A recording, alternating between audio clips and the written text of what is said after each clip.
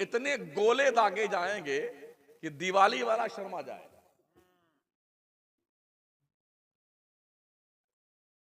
Hall book होता है 1 लाख से लेकर के 80 लाख तक का हॉल बुक होता है।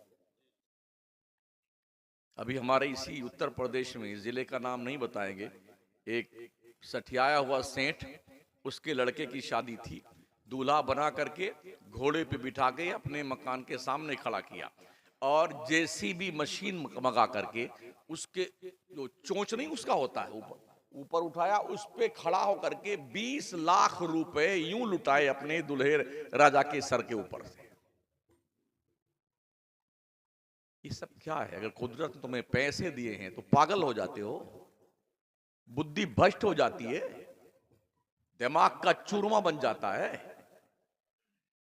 ये पैसे अपने बच्चों और बच्चियों के क्वालिफिकेशन पे खर्च कीजिए, तालीम पे खर्च कीजिए, जहेज जैसी लानत को आग लगा दीजिए और तालीम दे के बच्चे को और बच्चियों को क्वालिफाइड करके कि ये तालीम ही तेरा जहेज है।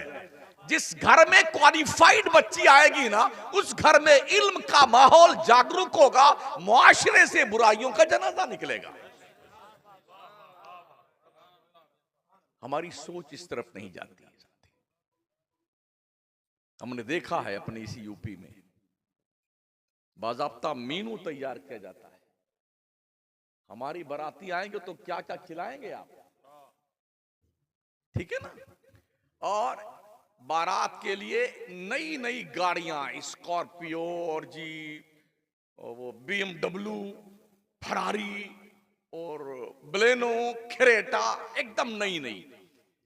किसी गाड़ी में 5 आदमी, किसी में 3, किसी में 1। पहले लोग बहुत बारात जाते थे, अब नहीं जाते, वक्त ही नहीं रहा लोगों के पास में। लेकिन फिर भी 25 गाड़ी लेके जाता सठियाए हुआ सेठ, और 25 गाड़ियों का किराया लड़की वालों से वसूलता भिखमंगा। बच्चा कुछ पढ़ लिख जाए तो क्या करता है? खरीदार ढूंढता है कि हमारे इस कुर्बानी के बकरे को कौन खरीदेगा।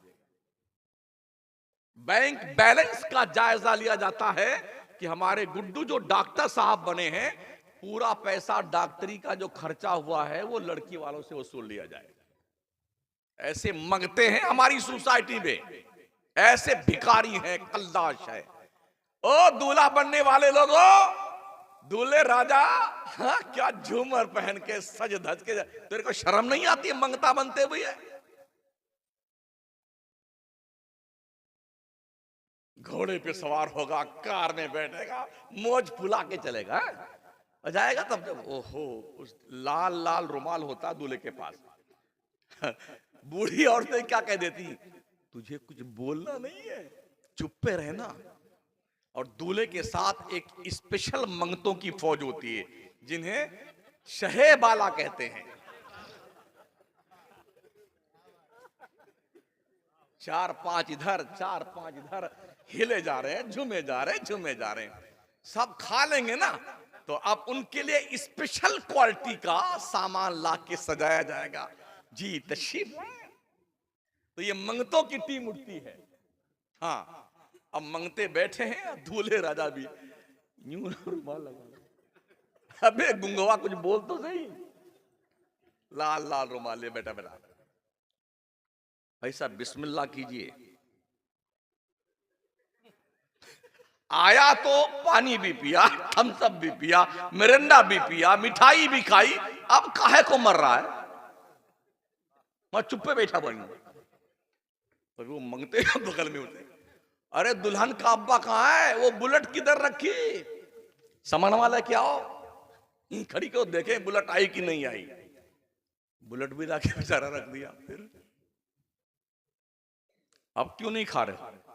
तो उसी में से एक बोलेगा, अरे कुछ इधर भी लुकमा डाल दो, इधर भी कुछ।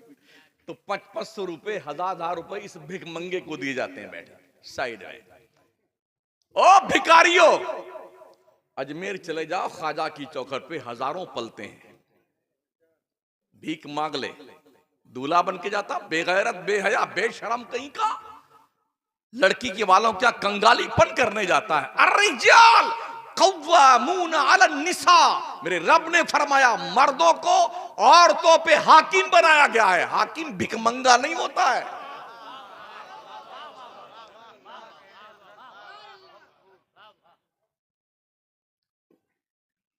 अच्छा, कुछ बच्चे अगर तैयार भी हो जाएं कि मुझे जहेज नहीं लेना है, तो अम्मा अब्बा चुप पे बैठे रहो।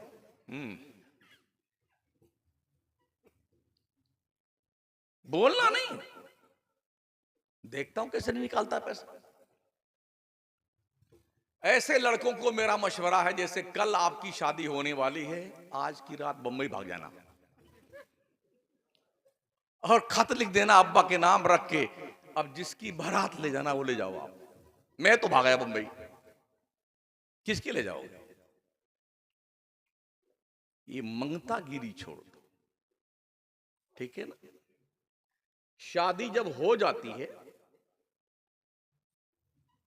तो अब अगर 1 साल बच्चे वगैरह नहीं हुए ना, तो औरतें तौबा, अल्लाह जाने किसमें कमी है, अल्लाह तेरी पनाह किसमें। अब बेचारे लग गए लखनऊ, बंबई, दिल्ली, कलकत्ता, ये जांच वो जांच वो जांच वो जांच। या अल्लाह तेरी पनाह, हजारों क्या लाखों रुपए जांच में खत्म हो गए बेचारे के। कुछ नहीं बना, डॉक्टर ने क्लीन चिट दे दी। अब क्या करें? तो किसी ने कहा वो एक बाबा हैं, उनकी तावीज बहुत लगती है, उधर चलिए। तो अब वो बेचारे मरता क्या ना करता कि शायद कहीं से कुछ उम्मीद लगे, तो जाएंगे बाबा के यहाँ। बाबा ऐसा ऐसा हुआ, साल भर हो गए कोई औलाद नहीं हुई है, तो बाबा कुछ बना दीजिए। हाँ बिल्कुल, फिक्र मत कीजिए, ला तक़नतु मिन रहमतिल्लाह, अल्लाह की रहमत से मायूस मत हो, इंशाअल्लाह सारा काम हो जाएगा। ठीक है बाबा, कुछ लाना पड़ेगा क्या? हाँ, वो भालू का नाखून, बंदर के मूंछ का बाल, हिरन का नाफा, शेर की सीने की हड्डी। किधर मिलता है? कहा सब मिलेगा, पैसा दीजिए। हाँ 10,000 रुपए दीजिए, सब मिलेगा। दिया 10,000। किसी से कहना मत, हाँ बाबा, वो कहने जाएगा तुम्हारा काम हो चाहे ना हो, हमारे 10,000 तो आ गए। हाँ, तावीजों से मुकद्दर बदलते तो पागल है तावीज बनाने वाला, वो तुम्हारी तावीज बनाएगा। कमरा बंद करके बीवी की, बीवी के बहन की, गुड्डू की, बबलू की, लहक की, चहक की, महक की, मंतशा तो जिल्लो मंतशा, सबकी घर भर की तावीज बना करके बना बेटा, तुमको तावीज बना के देगा। तो अब वो का 9 चंदी जुमेरात को आना, दोनों, एक जिंदा मछली ले आना, आधा मीटर काला कपड़ा, 11 मीटर धागा काला। आए, पहुंचे, बाबा आ गए, ठीक है। तावीज मछली के मुंह में डाला बाबा ने, लपेटा, काला कपड़ा धागा से बांधा, इसको ले जाओ चुप्पे से पुराने कब्रिस्तान में, पुरानी कब्र देखना, इतना खोदना उसमें, ये मछली उसी में गाड़ देना, पीछे मुड़ के मत देखना, उसका बाप देखेगा पीछे मुड़ के। इतना बाउंड कर दिया, भागा जा रहा है। अब बेचारा रोज, या अल्लाह कब उम्मीद लगे, कब उम्मीद लगे, कुछ नहीं। फिर जब मान लो अल्लाह ने करम फरमाए, कोई उम्मीद लगी ना, तो अब पूरा घर दुआ मांगेगा, या अल्लाह लड़का होना चाहिए, या अल्लाह लड़का होना चाहिए, या अल्लाह लड़का। तो लड़की ने तुम्हारी कब्र खोदा है, लड़की क्यों नहीं होना चाहिए? लड़की क्यों नहीं होना चाहिए भाई? ये भी देखा हमने, अगर किसी औरत के लगातार 3-4 लड़कियां पैदा हो गई, तो उस घर में उस औरत की जिंदगी अजीरन बन जाती है। अरे ये नक्कटी कहां से आई, हाँ, इस मौत नहीं आई, सब बच्ची ही बच्ची पैदा करती है, कमीन कहीं की। पूरा घर लगा उसके पीछे। इसमें उसका क्या कसूर है औरत का? लड़का लड़की कोई औरत देती है? आइए अल्लाह से पूछते हैं। मेरा करीम रब फरमाता, यह बोले मैं यशाओ इनासा व यह बोले मैं यशाओ ज़ुकूर और युज़व्विजुहुम ज़ुकराना व इनासा व यजअलु मैं यशाओ अक़ीमा। अल्लाह जिसे चाहता लड़का देता है, जिसे चाहता लड़की देता है, जिसे चाहता दोनों देता है, जिसे चाहता बांझ बना देता है। ठीक है ना? ये अल्लाह के दस्ते कुदरत में है, तो उस औरत का क्या कसूर भाई साहब? हमने ये देखा है अरबपति लोग लंदन, बर्तानिया, कनाडा, जर्मनी दवा करा करा के थक गए। अल्लाह ने नहीं देना है बच्चा तो नहीं दिया, दुआ मांग मांग के अल्लाह कोई कानी लड़की दे दे, लूला लंगड़ा बच्चा दे दे, ताकि कोई वारिस तो बन जाए। नहीं देना तो नहीं देना। और हमने ये देखा जो फुटपाथ पे झोपड़े में रहते हैं ना, हम दो हमारे 15, चिंकी पिंकी लहेक महक चमक दमक, चड्डी मिली तो बनियाई नहीं, बनियाई नहीं मिली तो हजरत चड्डी नहीं, रोटी मिली तो चटनी मांग मांग के ये दोनों नली चालू है। कभी कभी यूं करते करते उस रोटी में घी लग जाता है, उसको भी खा जाता है बेचारा। पी पी करके सब पल जाते हैं। या अल्लाह क्या तेरा निज़ाम कुदरत है, जिसके घर में पड़ा हुआ भरा पड़ा हुआ है माल दौलत, उसको तूने कुछ नहीं दिया। और जिस घर में फूटी कौड़ी नहीं, सर छुपाने की जगह नहीं है, उसको तूने इतना नवाज दिया। एक पार्टी के अध्यक्ष महोदय ने कहा था कि अब हम भी अपनी बिरादरी से कहेंगे कि हम दो हमारे दो नहीं। हमने उसी गुजरात में कहा था ये ताकत तो सिर्फ अल्लाह ने मुसलमानों को दी है। हाँ, हुकूमतें भी बड़ी परेशान, रोड पे दीवार पे एडवर्टाइज, हम दो हमारे दो। पहला बच्चा जल्दी नहीं, दूसरा अभी नहीं, तीसरा कभी नहीं। दूसरा बच्चा कब? पहला पढ़ने जाए तब। परिवार नियोजन, भरपेट भोजन। कल आए भाई, मुसलमान दीवार पे लिखी वो तहरीर ही नहीं पढ़ता है। हाँ, तुमने क्या लिखा है? एक तरीका है। हाँ, हम दो हमारे 25। एक ही रास्ता है मुसलमानों की आबादी कम करने का, हमें इज्जत की नौकरी दे दो। सुबह जाएंगे नौकरी करने, शाम को थके आ रहे हैं, खा रहे हैं, खाना खाएंगे, चुप्पे चाप सो जाएंगे। और नई नौकरी दी तो ये रही हमारी कंपनी और ये हरावा प्रोडक्ट।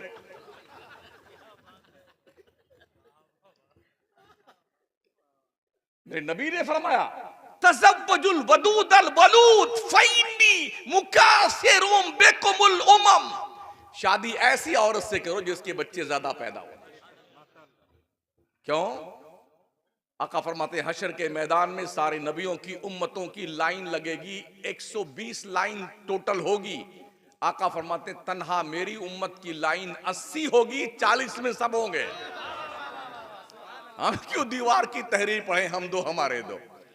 हमने तो यही पढ़ा है वजुल वदूदल वलूद फइन्नी मुकासिरुम बिकुमुल उमम। 80 लाइन की तैयारी में हम हैं। दुनिया की सबसे कीमती चीज का नाम औरत है। ध्यान दीजिए इस पर, रेस्पेक्ट दीजिए, रेस्पेक्ट लीजिए। हर औरत को ये पता होना चाहिए कि उसके शौहर का एक रुतबा होता है, एक मकाम है। पैगंबर ने फरमाया अगर किसी गैर खुदा को सजदा करना जायज होता तो मैं औरतों को हुक्म देता अपने शौहरों को सजदा करो।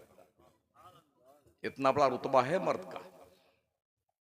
ये भी पैगंबर फरमाते हैं जिस औरत का शौहर अपनी बीवी से राजी हो और बीवी मर जाए, जन्नत के 8 दरवाजों में से जिस दरवाजे से जन्नत में जाना चाहे जा सकती है। ये भी मेरे करीम आका ने फरमाया बीवी अपने शौहर का हक अदा नहीं कर सकती। अगर किसी के शौहर के पैर में फोड़े निकल आए, मवाद बह रही हो, पी बह रहा हो और बीवी अपने जबान से चाट कर साफ करे, फिर भी शौहर का हक अदा नहीं कर सकती। ओ बीवियों, बहनों, बच्चियों, कान खोल के सुनो।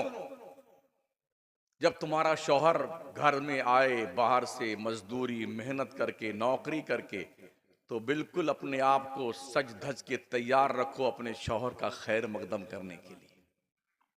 ठंडा पानी लेके खड़ी रहो, खैर मकदम कीजिए अपने शौहर का।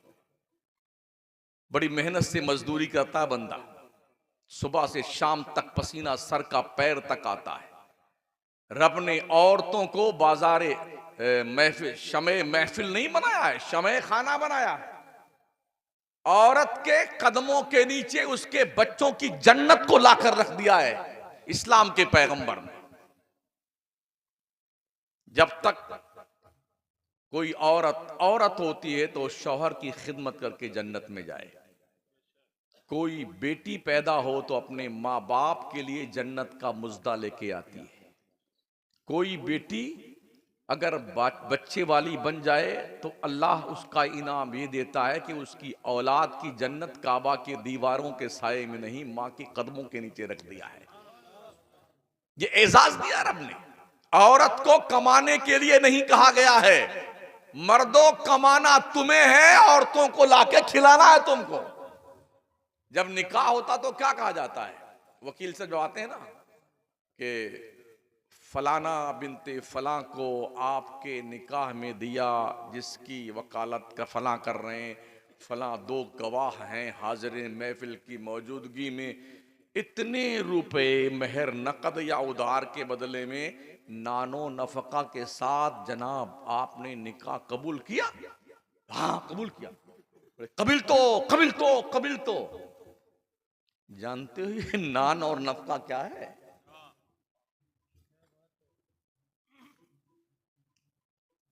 शुक्र मनाओ औरतों के पास इल्म नहीं है। जिस दिन इनके पास इल्म आ जाएगा ये उंगली पे नचाएंगे आपको। ध्यान रखना इस बात का। नान रोटी खाना पीना इसकी जिम्मेदारी तुमने निकाह करते वक्त कबूल की है, और रोज का खर्चा बीवी को दीजिए। अगर औरतें अपने शौहर के जेब से चुपके से पैसा निकाल लें तो ये चोरी में नहीं दाखिल होता, ये उसका हक है। हमने गुजरात में तकरीर की धौराजी में, ये औरतें इस तरह अगर कर सकती हैं तो कर लें, और अपने शौहरों के जेब से पैसा निकाल दें जिनका खर्चा शौहर नहीं देता है। 10 दिन के बाद 10 फोन आए, अरे हजरत क्या मसला बता दिया। हमने हुआ क्या? कहा रोज जेब साफ हो जाती है। हमने कहा और खर्चा ना दो बीवियों को। तो तुमने एक्सेप्ट किया है बड़ी महफिल में रोटी खर्चा भी देंगे, पैसा भी देंगे नकद, दिन भर का खर्चा उसको दिया करो। लेकिन औरतों से गुजारिश है, आपके शौहर की जो आमदनी हो उसी आमदनी में अपने दिन भर और महीनों को मैनेज करना सीखो। अगर शौहर की आमदनी कम है उसी में जिंदगी गुजारिए, अल्लाह और तौफीक देगा, ज्यादा कमाई बरकत होगी, उस साथ से खर्च कीजिए। लेकिन जब तक ये कंडीशन नहीं है तो शौहर के ऊपर बेजा बोझ मत डालो, इज्जत करो, उसी में मैनेज करना सीखो। कोई जरूरी नहीं। हालत ये है, हमने देखा है कि शौहर की 10,000 की तनख्वाह महीने की है और खर्चा 15,000 का महीने का है।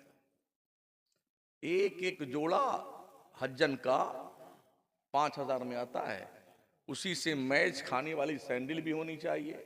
यानी अंगूठे से लेके सर तक सारा जोड़ा बिल्कुल मैच खाता हुआ।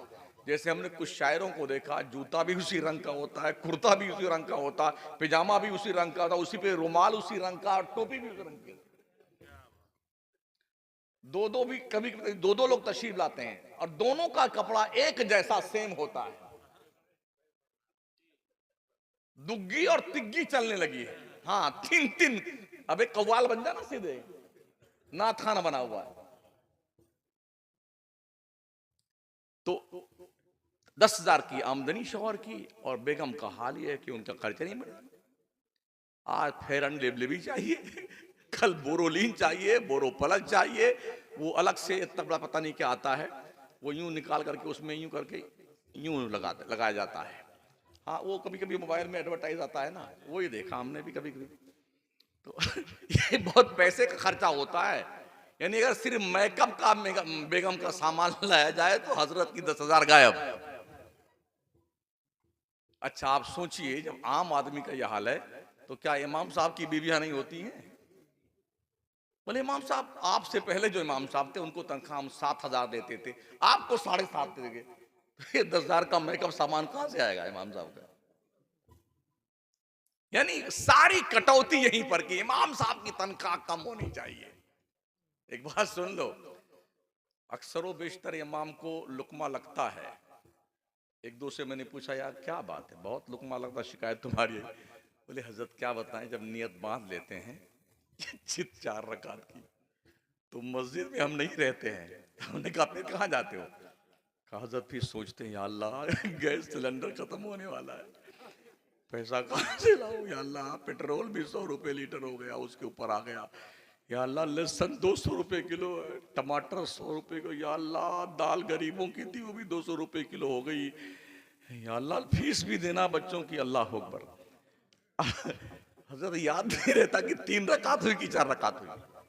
तो कम से कम इतनी तनख्वाह आप अपने इमाम को दिया कीजिए कि वो नियत बांधने के बाद हजरत मस्जिद ही में रहा करें, बाजार न जाया करें। हाँ, तो एक खातून थी, बहुत लड़ती थी अपने शौहर से, हमें ये चाहिए, हमें ये चाहिए, हमें ये चाहिए। 12:30 12:40 हुए हैं अभी, मुझे शायद 40 मिनट हुआ तकरीर करते हुए, 52 हो गया। हाँ, मैं थोड़ा, मेरा कमजोर है। तो उसका नाम था जाकिर, उसके शौहर का। रोज लड़ती अपने शौहर से, मुझे ये चाहिए, मुझे वो चाहिए, मुझे फंक्शन में जाना है, और अपने वहां शादी में जाना है, मैके में जाना है, फलाने में ढकाने में जाना है। बेचारा गरीब था, मजदूरी करता। हर आदमी की जो आमदनी रब ने रिज्क रखी है ना, रोजी पैसा मेहनत से नहीं मिलता है, मुकद्दर से मिलता है। अगर पैसा मेहनत से मिलता तो दस्तूर ये कहता है मजदूर ज्यादा मालदार होना चाहिए।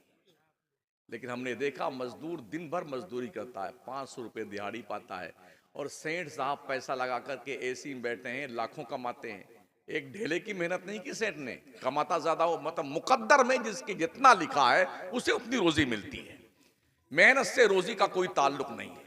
तो रोज लड़ती अपने शौहर से, मोबाइल मुझे चाहिए, आईफोन चाहिए, फलाना चाहिए, डकाना चाहिए। एक दिन बेचारा कहा, बेगम अल्लाह तौफीक देगा, मेहनत करता हूँ, और कभी ज़्यादा मिल जाएगा तो तुम्हारी ये ख्वाहिश पूरी कर दूँ। एक दिन आया तो खूब लड़ी बीबी उसकी, और पर्चे में शौहर ने कुछ लिखा उसकी ख्वाहिशात की तकमील के लिए, और तकिया के नीचे रख के चला गया काम करने के लिए। जब निकला घर से काम के लिए शौहर, तो बेगम क्या कहती, अल्लाह करे तेरा एक्सीडेंट हो जाए, मर जाए। और तो अपने जबान से इस तरह के अल्फाज किसी के लिए मत निकाला करो। कभी कभी कबूलियत का वक्त होता है, अल्लाह उसे कबूल कर लेता है।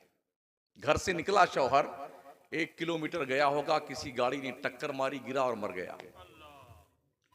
खबर आई घर तक, बेगम साहबा भागती भी पहुंची, अरे जाकिर वापस आ जाओ, अब कुछ नहीं मांगेंगे। अब क्या करेगी, अब तो गए।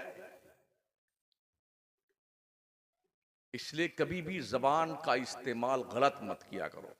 अल्लाह ने इस जबान में हड्डी नहीं रखी है, मतलब जबान को बिल्कुल नम्र रखा है ताकि नरमी से बात की जाए। मगर आदमी इतना खतरनाक है हजरत, इसी जबान से ऐसी ऐसी बात बोल जाता है। वो एक फारसी का एक शेर है, लाला अरबी का, जराहातु सिनान लहा तयामु वला यल्तामु मा जरहल लिसानु।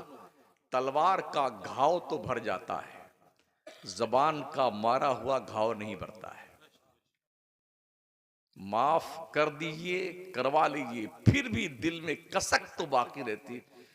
इसने बहुत सख्त बात कही है मुझे, इसलिए जबान को बहुत नरमी से इस्तेमाल करें। रब ने इसीलिए जबान में हड्डी नहीं रखी है। और ये भी ध्यान रखें, जबान जैसे गोश्त के एक लोथड़े को कुदरत ने बड़े मजबूत दरवाजों में बंद करके 32 दांतों के बीच में उसको रखा है, ताकि लचर पचर ना करे जबान। 32 दांतों के बीच में उसके पहरेदारी में रखा है। लेकिन फिर भी जबान इतनी बदमाश है, कभी इधर कभी दांत के नीचे दब जाती है, हरकत से बाज नहीं आती। तो मेरे नबी फरमाते हैं, जो अपने जबान की और अपने शर्मगाह की हिफाजत की गारंटी दे दे, मैं उसे जन्नत की गारंटी देता। जलसों से कुछ सीखा कीजिए, अपनी जिंदगी में बदलाव लाइए। वाह वाह वाह वाह करने के लिए जलसे नहीं होते हैं जनाब। अब तक बेनमाजी थे तो नमाजी बन जाओ, ये जलसे का मकसद है। अब तक गाली बकते थे तो गालियां बकना बंद कर दो। उठते बैठते अस्तगफिरुल्लाह अस्तगफिरुल्लाह अस्तगफिरुल्लाह, चलते फिरते अस्तगफिरुल्लाह अस्तगफिरुल्लाह, ला इलाहा इल्लल्लाह मुहम्मद रसूलुल्लाह, दुरूद शरीफ पढ़ते रहे। मैं सो जाऊं या मुस्तफा कहते कहते, खुले आंख सल्ले अला कहते कहते।